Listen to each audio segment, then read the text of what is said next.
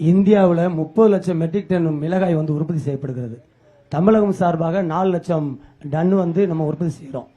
அதில் குறிப்பாக ராமநாதபுரத்தில் 20,000 ஹெக்டேரில் புவிசார் குறியீடு பெற்ற முண்டு மிளகாய் வந்து உற்பத்தி செய்கிறோம். இந்த முண்டு மிளகாயில் புற்றுநோயை குணப்படுத்துகிற தன்மையும் பல்வேறு நோய்களை குணப்படுத்துகிற தன்மையும் இருக்கு. உலகத்தில் இருக்க பல்வேறு நாடுகள் வந்து இந்த குண்டு மிளகாயை ஏற்றுமதி செய்கிறாங்க. ஆனால் மத்திய அரசாங்கமோ மாநில அரசாங்கமோ இந்த மிளகாய் விவசாயிலையோ மிளகாய் வற்றலையோ ஏன் வந்து சந்தைப்படுத்தல?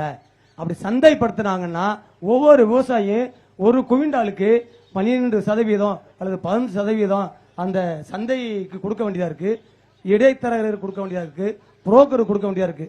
அதனால அதெல்லாம் தவிர்க்கிறதுக்கு அண்டை மாநிலங்கள்ல குறிப்பா தெலுங்கானா, ஆந்திரா, கர்நாடகா இந்த போன்ற மாநிலங்கள்லாம் வந்து அந்தந்த மாநில அரசாங்கமே அந்த மிளகாயை வந்து கொள்முதல் செய்யறாங்க. அதே போல ராமநாதபுரத்துல இங்க விளைகின்ற இந்த முண்டு மிளகாய் வத்தலையும் சம்பா ரக வத்தலையும் தமிழக அரசாங்கமும் மத்திய அரசாங்கமும் இணைந்து மிளகாய் மண்டலமும் நேரடியாக கொள்முதல் செய்யணும். அதே போல மிளகாய் வட்டத்துல இருந்து ஓலியோ ரெஜின் அப்படின்ற ஒரு ஆயில் எடுக்கலாம்.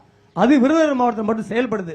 அதே போல ராமநாதபுரம் மாவட்டத்தில் செயல்படும் சொல்லி இன்றைய இந்த கிராம சபையின் மூலமாகவும் நெய் சமையல் சேனல் மூலமாகவும் நாங்கள் உலகத்திற்கு பிரகடனம் செய்கிறோம்.